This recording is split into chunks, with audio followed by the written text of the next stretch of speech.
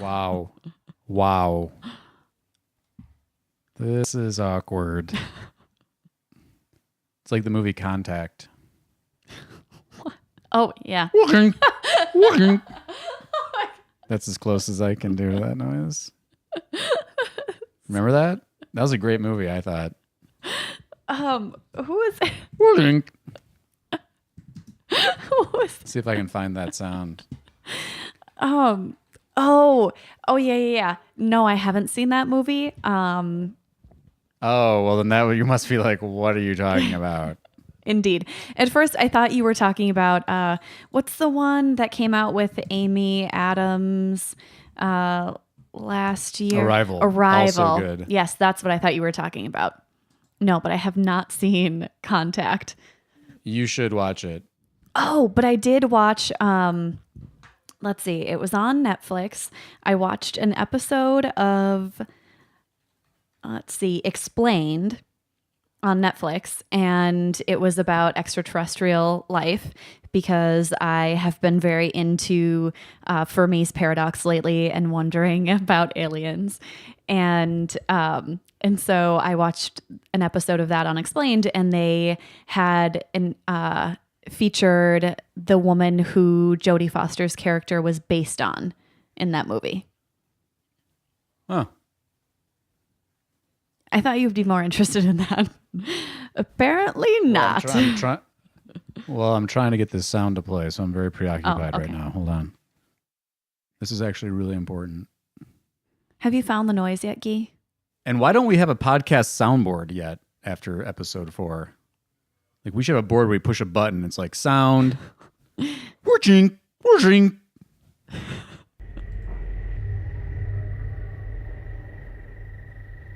Oh, is that the sound?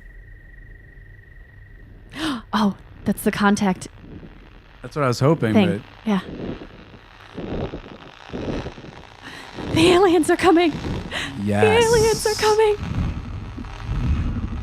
Yes. There it is.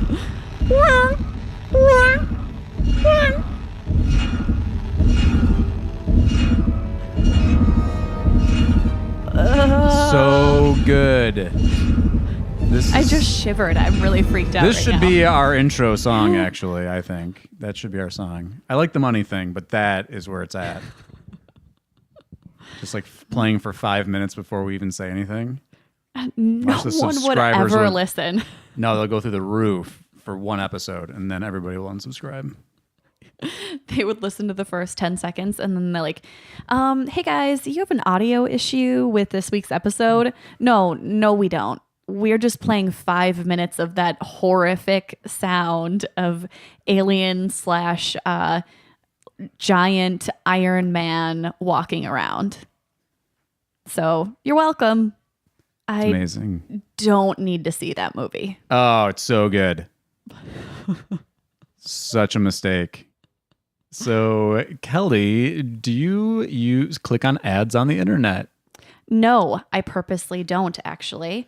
Do you have an ad blocker? No, I don't have an ad blocker. But when I do put something in Google search, this is so bad. But unless this is good.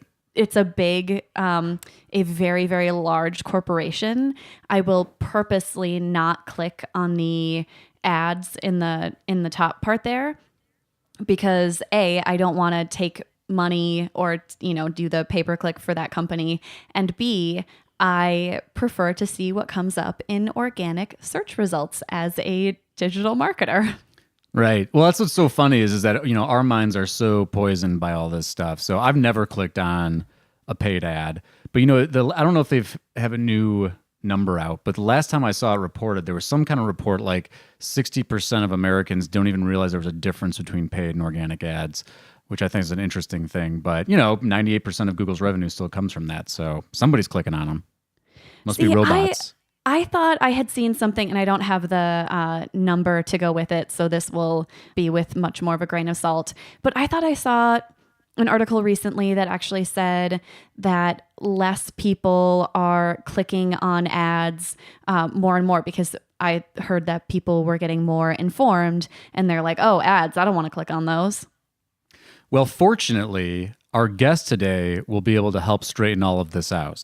Whew, I cannot wait to talk to Rand Fishkin and see if he can help us solve the puzzle that is paid ads online and every other marketing question we've ever had. And life, liberty, and the pursuit of happiness. Exactly. Money makes a world go round. It makes a world go round. Money makes a world go round. Welcome to Lunch Hour Legal Marketing with your hosts, Tsakalakis and Kelly Street, teaching you how to promote, market, and make fat stacks for your legal practice. Here on Legal Talk Network.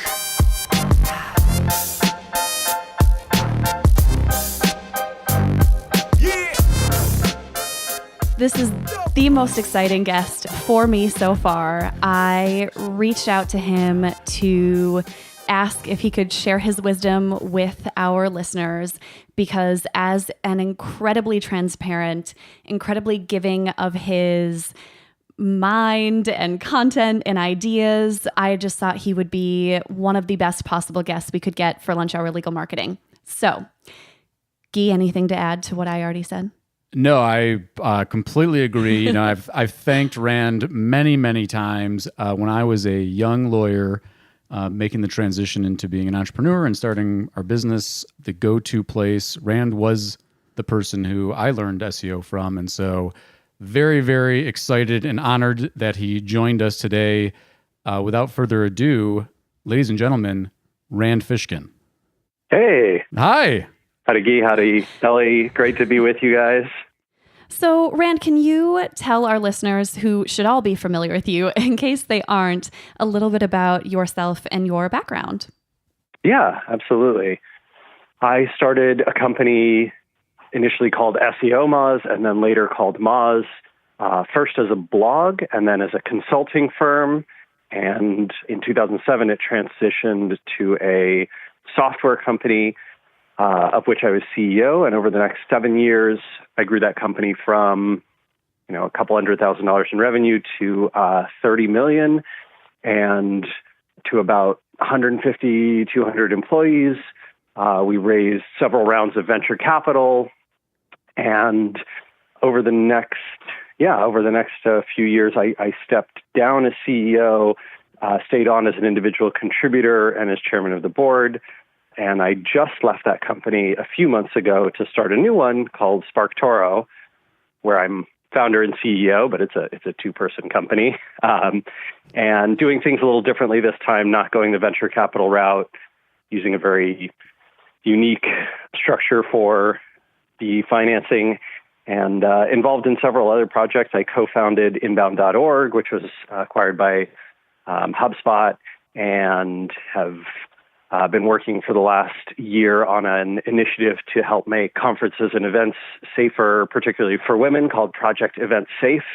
And I just published a book called Lost and Founder, which is about my journey at Moz and about building a company and many of the pitfalls that traditional Silicon Valley startup wisdom can expose founders and entrepreneurs to. So, yeah, I haven't been busy at all, just sitting around mostly. So right away on the topic of your book, it's on the top of my mind because I just finished reading it last week, and it is so much more than a book about how to or how not to do a startup. You talk so much about values and hiring the right kinds of employees, and there is so much in there for anyone who has a business, let alone startup and that vein of entrepreneurs. Yeah, thank you. I'm thrilled to hear that, Kelly. Yeah, I've been surprised. There's a small community of medical professionals, doctors and nurses, who I guess all read it around their hospital, and they were tweeting at me and sending me nice comments. It's been interesting to see how different parts of the book resonate with different people. For some folks, the chapters on fundraising are really big for them. On others, it's, the chapters about building core values or growing a team. Some people really like the stuff on marketing and product. And some folks were really resonated with the chapter on depression. So yeah, it sort of feels like there's a lot of different sections of the book that work for different folks. And I don't think I saw that coming when I first wrote it, but it's been cool to see. Yeah, and a lot of those topics are particularly important in the legal community. Legal community is notorious for suffering from substance abuse issues, and really, to me, I think their thing is that it's when you're in the vein of talking about client development and earning new business. Lawyers it's a service industry. It's reputation and relationships. Yeah, and so I think that for lawyers, I think that the book would be really informative for those that are trying to identify their values. I mean, how can you build a reputation, build relationships if you don't have a guiding force in the form of some kind of values?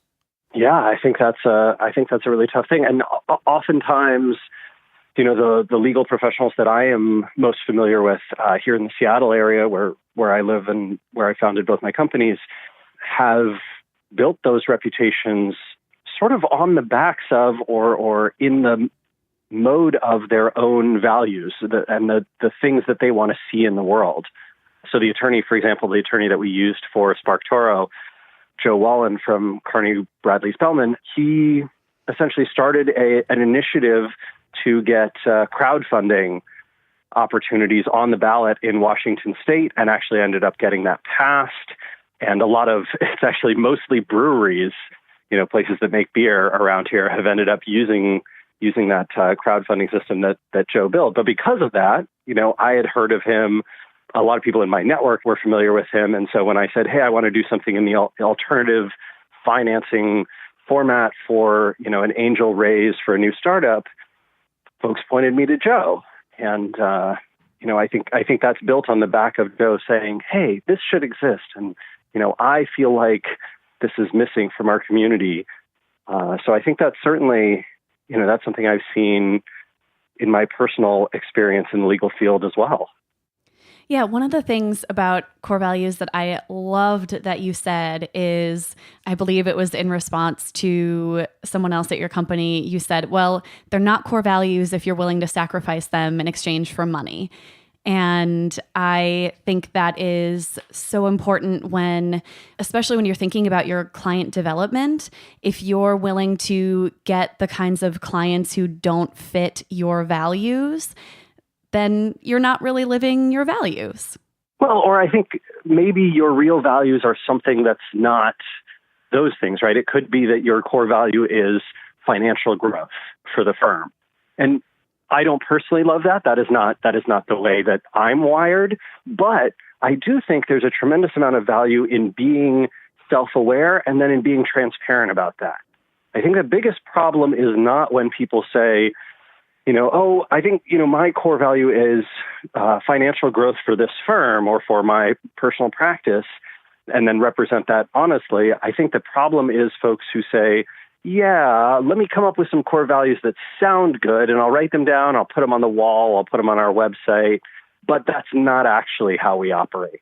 And it's that cognitive dissonance that you sort of go through yourself, that you force your team to go through, that your clients experience, that really drags you down. So, my biggest piece of advice on that front is if you have things that you are not willing to sacrifice in exchange for great clients or, an amazing deal, great, put that up there and then live that and represent that and show it publicly, right? Do positive things that show that direction and do things where you're saying no, and then show that back to your team and to your clients that you say no to these things, even though they're opportunities because of who you are and what you represent. Or, right, be honest with yourself that that's not what you're about, and then make that your sort of guiding star, make, whatever it is, financial or client successes, your guiding star. That's fine. Yeah, so true. I also want to talk about from your book, your section on hacks. And I just loved it. You're like, they're called hacks for a reason. because I think as a marketing agency that Gyi and I work at together that he owns, we hear that kind of stuff all the time. Well, what's the one thing that I can do that will suddenly get me to #1 in Google? Or what's the one thing I can do that will suddenly get me this huge influx of clients? And there just isn't necessarily one thing that will be the magic solution or the magic pill to get these things, just like with anything in life. Yeah, and I think I'm sure you folks have observed this as well, right? Especially working on the agency side, is that it is even more true today than it was, say, 5 or 10 years ago. That ranking, purely ranking well in Google for some search query term, right, will not bring you the same caliber of customer or quantity of customer or ability to pay customer that it would, in 2008 or 2005, right, or even 2012. And I think that's because a lot of consumers, early in Google's development, sort of believed that the search engine was almost infallible, right? That not only, it wasn't that the top results just ranked highly and were visible, it was also that they were the best ones.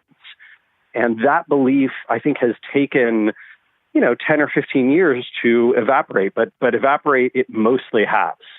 And so at this point, I think that there are still opportunities to be had, right, by ranking well in Google. And certainly it's a great additional signal. If you've already formed a relationship of some kind, right, if people have heard of you, your core, your target customer has heard of you and heard good things about you, and you have a good reputation and network, and then you also rank in Google, that can be awesome, right? That can be huge. But if Google is the only thing you have going for you, it's hard for it to stand alone. Right, absolutely. And this is actually very nicely teed up because Rand recently published a great post at the SparkToro blog about the future of SEO. And one of the things that came out of this, I encourage everybody to go read it, but to kind of jump to the meat of this conversation, I think there's so much application for lawyers here, is that one of the things he says is that having 10 searches for a brand name is so much more valuable than 1,000 Facebook likes or even really 1,000 searches, because of those very things, that there's that built in, whether it's trust, reputation. If they're looking for you, if you're making a name for your firm or for you as an individual practicing lawyer, those searches are so much more valuable over the long run in terms of investing in building your firm as a business than thousands of other of those indirect proxy type of marketing metrics that people tend to focus on. And I think that's one thing that I think your experience would be really valuable for our audience in terms of, how do lawyers do that? How do lawyers build brand? How do they get people searching on their name? What kind of advice do you have from that context? Yeah, I think one of the things that I have seen that has helped service professionals of all kinds, but especially in professional practices like the legal field, right, where you have essentially, generally speaking, high dollar value clients, and it's very, as you pointed out earlier in the podcast, very reputation driven and very network driven. I think my biggest pieces of advice are focus on those two, right? The network and the reputation. But certainly you should also consider things that will earn you attention in and outside your field. Right. So if there are talks or presentations that you can give at conferences and events, especially if they're outside the direct legal field, right? So if I'm an attorney in Seattle and I am serving the technology sector, is there a talk that I could give at the Seattle Interactive Conference, which is sort of a big, multi-thousands people come to this big event every fall and, talk about technology and startup related subjects and big tech subjects as well, because obviously Seattle is a big town for Amazon and Microsoft. But that sort of exposure to your client base is extraordinary. And the same thing is true for content, right? So if there are resources that you can create be incredibly valuable to your particular customer base that you can offer potentially for free on your website and that you can get attention and awareness for, by discovering the people and publications that would help you amplify those to your audience, that can be absolutely huge.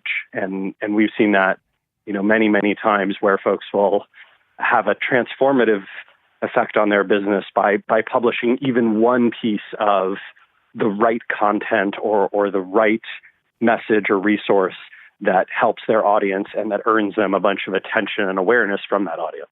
This is so important because a lot of lawyers have been sold the make more content bill of goods, and so I think that the way you just frame that's so important for them, that this is not a quantity game, right? You're not churning out, doing the demand media game isn't going to do anything for you. Yeah, I mean, the only thing that I agree with on the make more content side of things is I do agree that if you are making a large amount of content, you are almost certainly, if you're paying attention to and consistently working to improve that content, that you are getting better and better at it. And therefore, over time, you're going to generate more hits. Mm-hmm. I think in the music world, right, it's often said that artists who are most successful, their most successful times are when they are producing the most music, not necessarily just because that's when their hits came out. And so you could argue that quantity can lead to that big piece. But I think you have to be relentlessly investing in it with the goal being get to that piece that does really well, get to that resource that does well. And I don't love, I'm sure Kelly and Gyi, you guys have seen this tons, right? I don't love just start a blog and then, we'll blog 3 times a week and you don't have to do it yourself, we'll get an intern to blog for you, or, we'll get just a copywriter to put that together. And I think that historically worked for some folks. And if you get very lucky and get an extraordinary person to do that can sometimes work well. But I don't love that model anymore. I don't think that's nearly as successful as sort of the authentic, high-quality resource that reaches your community and resonates with them. Yeah. When I started doing marketing about 10 years ago, it was all about how many blog posts can you publish per week or per month? And now I am definitely on the less is more, create one really good thing versus 3, 4, 5 kind of meh things. Yeah. And I think that one of the challenges is for folks to figure out what's a really good thing. How do I know that it's going to be really good? And I think one of the best ways to get at that is to do a lot of audience research, right? Whenever you're creating product, you and I start a new startup company, we were going to do a tremendous amount of customer interviews to try and figure out what our customers' pain points are and what they have issues with around whatever we're building and how they try and solve that today. And I think that's something that's missing in a lot of content development. And I believe that when you add that in, my most successful content has always been because I've heard about a pain point again and again and again. Gyi, you mentioned my recent blog post on sort of future of SEO stuff. It was because I heard this constant drumbeat of, I'm worried about these issues. I'm worried about these issues with Google. I don't know how it all fits together. I'm not sure how it's going to impact my business and sort of our field. And hearing that nervousness again and again, I thought, hang on a minute. I think we actually know the answer to this. And when we all get together in a room, we agree on what it is, but it hasn't been succinctly codified and assembled and broadcast. And that's something I can do on my blog. Right. And so finding real customer pain points and then solving those through resources, I would urge attorneys to do that as well. And attorneys are having all the time with customers and potential customers, and I think can get a great sense for what their audience needs and what's missing, and then they can produce that. Right. Yeah, I definitely, I've recommended before that one thing, and I'll see if you agree with this, Rand. One of the things that is really great for thinking about your content strategy is like, go back to your intakes with potential clients and what are the things they're worried about? What are the questions they're asking? What are the common issues that they're coming across with? And if you keep track of that information, you can easily pull from those things and find blog post ideas or video ideas that you can work with. Yeah, 100% agree. I think potentially using your contact form on the website can also be helpful for this, right? Because if you have sort of an open paragraph form field that lets folks put in their concerns, their requests, you can aggregate those or provide them to your content marketing agency, right, or your SEO agency, and say like, hey, here's I'm removing all the personally identifiable information, but here's the last 100 people who filled out the contact form, and here's the paragraph of what they've left. And then that agency can go through and go, here are the top 5 problems that are being surfaced by your potential customers. These seem like hot topics, right? These are things that might be valuable. I think the other piece that is often missing is a lot of times, even when great material is produced, 2 big things hold it back. And I think one of those is UI and UX, essentially the website and the way the content is presented doesn't seem credible. And so people who visit it don't trust it because of how it looks and feels. It doesn't seem authoritative. It doesn't seem high quality. It doesn't seem trustworthy. And so they, click the back button and go somewhere else. And that's certainly a big problem. And then the second one is there's no one to amplify it. There's no sort of influential publications or people who are talking about what you've produced. And I think for that reason, there can be a lot of value in looking at, a PR style or SEO style outreach, right, where someone is actually reaching out and talking to the influential publications and people in your field to earn that amplification. And second, I think that you can and maybe should be considering barnacle SEO, where essentially you produce content that you place on other websites that rank extraordinarily well, right? So, hey, maybe I'm going to submit this to a journal or to a major publication in our field or to, just a big magazine or something that accepts contributors like Forbes or something like that, right? Because I know, A, it can rank well, and B, it'll be likely to get that amplification and have that credibility on that platform. And my name and business will be associated with it. So even though I don't completely control the experience, I can still benefit a lot from that. And, as we see, right, like I talked about in the blog post, as we see fewer and fewer websites dominating more and more of Google's results, I think that barnacle SEO becomes even more important. The thing that really resonates with me, having talked to so many lawyers about online marketing, that's missed is that the amplification piece and really spending the time, as you mentioned, doing the research. So maybe we could talk a little bit more about that and get a little bit tactical.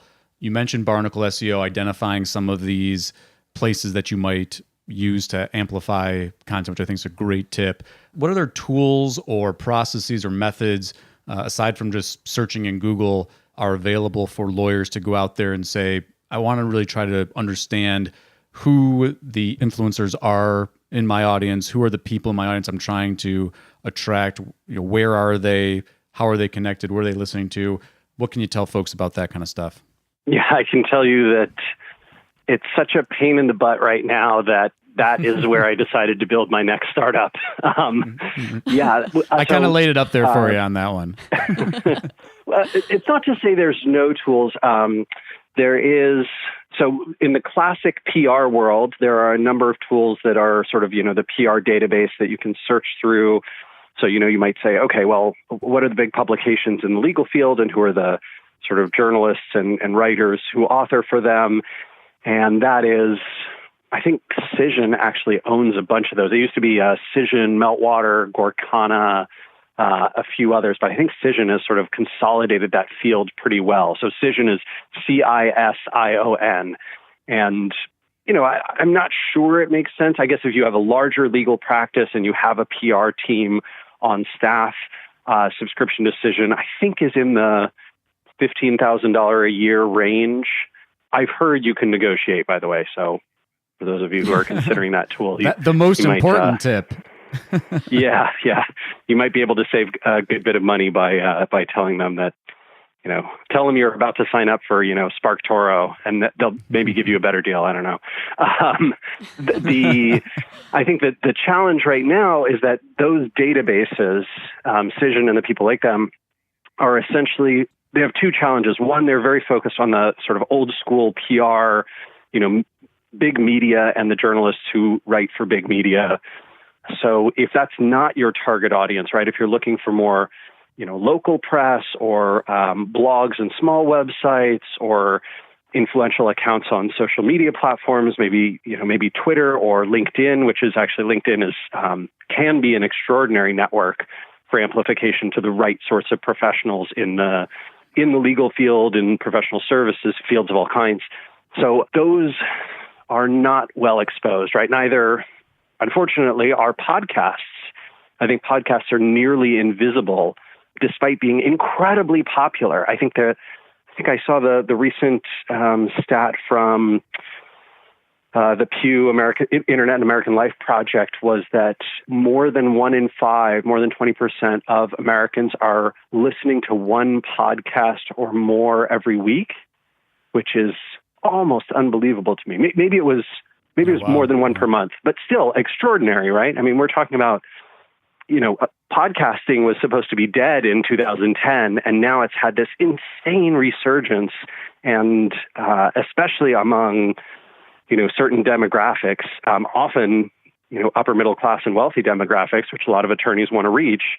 Podcasts are huge, but discovery of that is a manual process. So, Gyi, unfortunately, my best advice, if PR world is not for you, is you do have to do a lot of manual searching today. Yep. That's where we live. Yeah, right.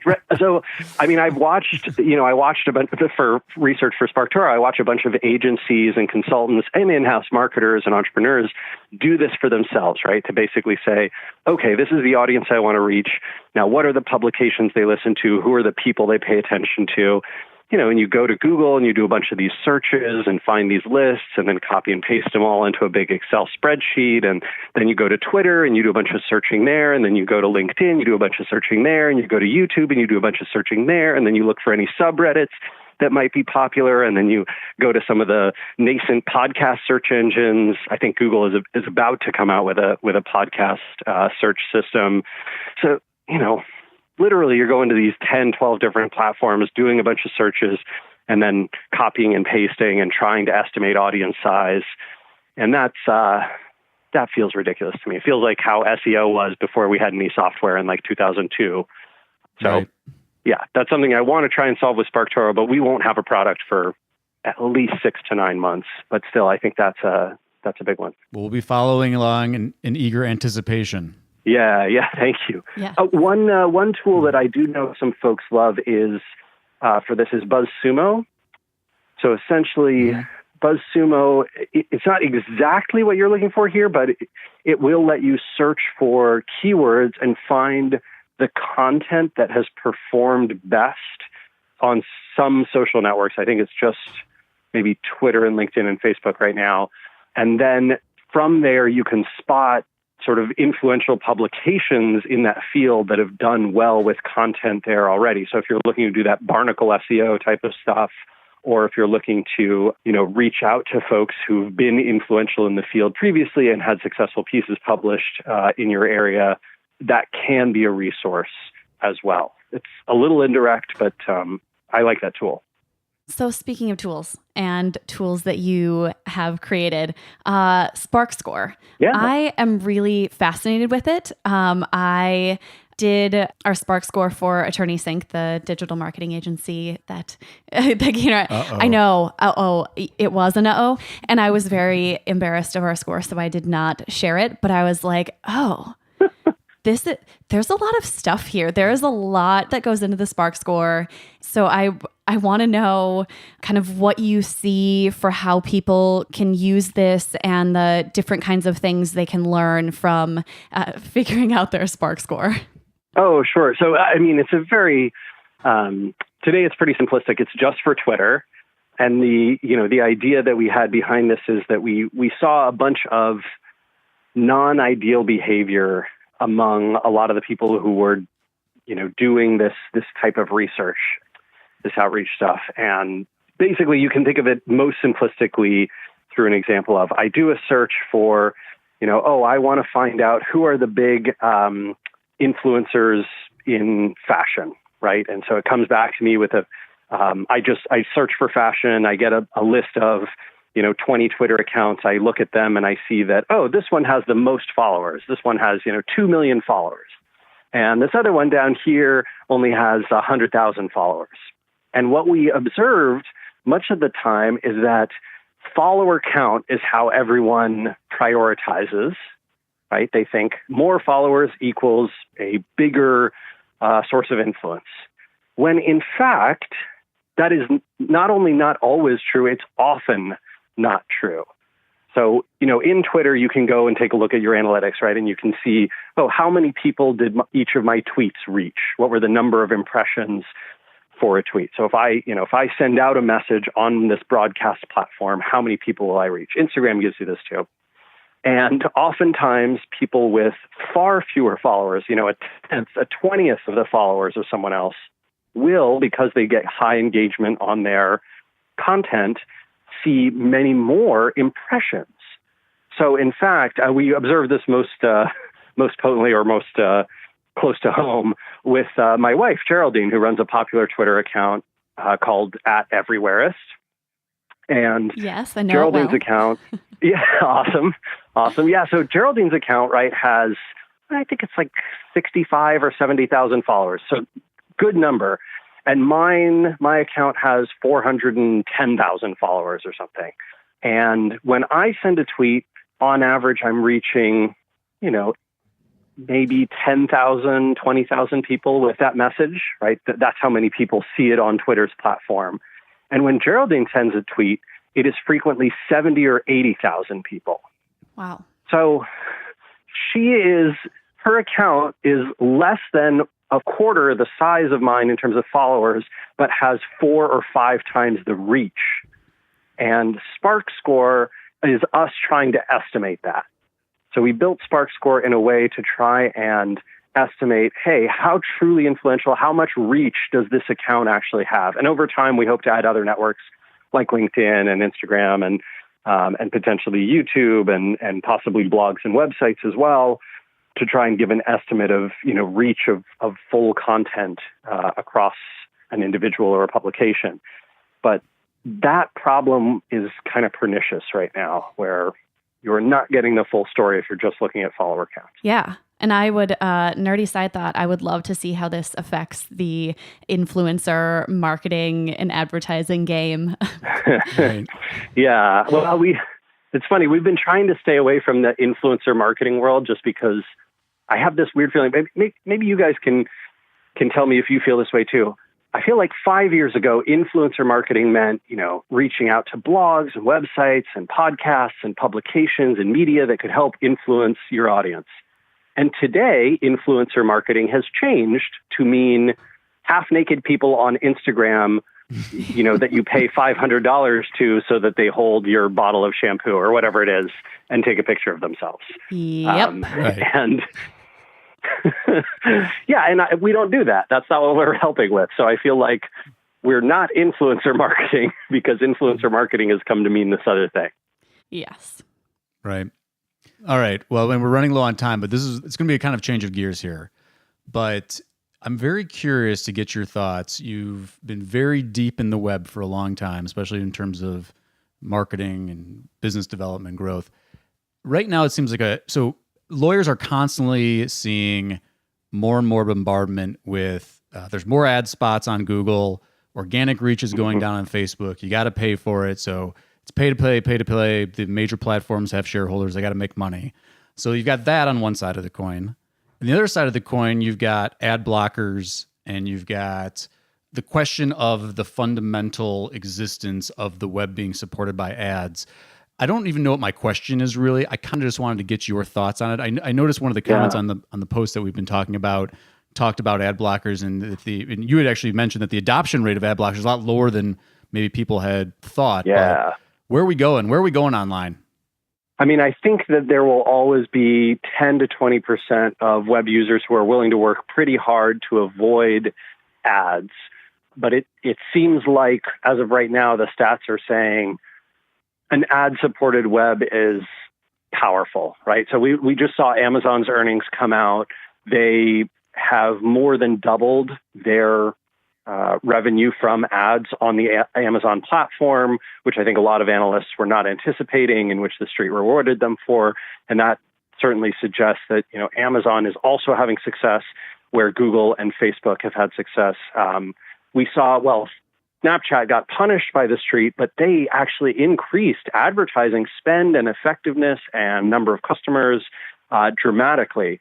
So I think they're showing that they can make money there. Twitter's done the same, even with, you know, plateauing user numbers. Their ad revenues have been pretty remarkable. So I think that many folks are realizing that ads are the way to go on the web, and that this is becoming a more ad-driven model. That being said, you know, we just, I say we, Casey and I've been working with JumpShot, which is a provider of clickstream data, and they collected for me, you know, a bunch of data over the last couple of years about, you know, web behavior across millions of devices in the U.S. And for every paid click in Google, there are still 15 clicks on an organic result. So paid may feel like it's dominant, but organic is still many, you know, more than an order of magnitude larger. And I think there's still a tremendous amount of opportunity left in organic, and will be for a long time. And I would certainly urge folks not to ignore that. But I agree, you have to be creative, right? And you have to be willing to move from platform to platform, right? Facebook's organic reach is nearly dead. And so I think for Facebook, the savvy folks have been moving to Facebook groups, where they can still get relatively good engagement and interaction. And they've been moving to other platforms like Twitter and LinkedIn and Reddit, which is a shockingly big platform that very few folks use and use well, but has an incredible audience. They're very, you know, anti-marketing, but I think authentic participation in those places and helpful stuff can go a long way. And certainly there are thousands of people asking questions that attorneys could do a great job answering every day on Reddit. So, yeah, there's opportunity, but it is maybe not as obvious as it was a few years ago. Agreed. And I will just end with saying that, mostly as a comment and less as a question, Whiteboard Fridays are such a great learning tool, and, well, for you, a teaching tool. And I know you are not with Moz anymore, but they were just super helpful to me. And I think really shifted, when I started kind of watching them, really shifted the way I thought about how content could and should be done. And so I wanted to thank you as a fellow person in this space, to say thank you for creating those and taking that time and thinking about doing content differently. Oh, thank you so much, Kelly. Yeah, I think Whiteboard Friday was a big hit for a lot of folks, and I look forward to trying to find something video related or video relevant that I can do with SparkToro in the longer term. So I think that's definitely coming. Well, I will be watching, and I hope everyone else will be too. And go figure out your Spark score, go see what is trending, and take advantage of the things that Rand is providing for now for free, and then see what else he's got coming. And thank you so much, Rand, for taking the time to talk with us. Yeah, thanks for having me. Really appreciate it. I'm just going to reiterate that really, really genuinely thank you for taking the time to do this. Continued success, and we look forward to great things from SparkToro, and we'll see you around the web. Yeah, I look forward to it. All right. Thanks, you guys. Take care. Bye. All right. I didn't geek out too much, did I? No, I thought it was great. Oh, good. Oh, that was so awesome. That was awesome. If you like us and you know it. Apple Podcasts. If you like us and you know it. Apple Podcasts. If you like us and you know it, and you really want to show it. If you like us and you know it. Apple Podcasts, and follow us on Twitter and LinkedIn and all of the other social media things. Talk to you next time. Thanks for listening. Oh, thanks for listening. That's all right. That's why we have editing. Money makes a world go round. Money makes a it makes a world go round. Thank you for listening to Lunch Hour Legal Marketing. If you'd like more information about what you heard today, please visit LegalTalkNetwork.com. Subscribe via Apple Podcasts and RSS. Follow Legal Talk Network on Twitter, Facebook, LinkedIn, and Instagram. And or download the free app from Legal Talk Network in Google Play and iTunes. The views expressed by the participants of this program are their own and do not represent the views of, nor are they endorsed by Legal Talk Network, its officers, directors, employees, agents, representatives, shareholders, or subsidiaries. None of the content should be considered legal advice. As always, consult a lawyer.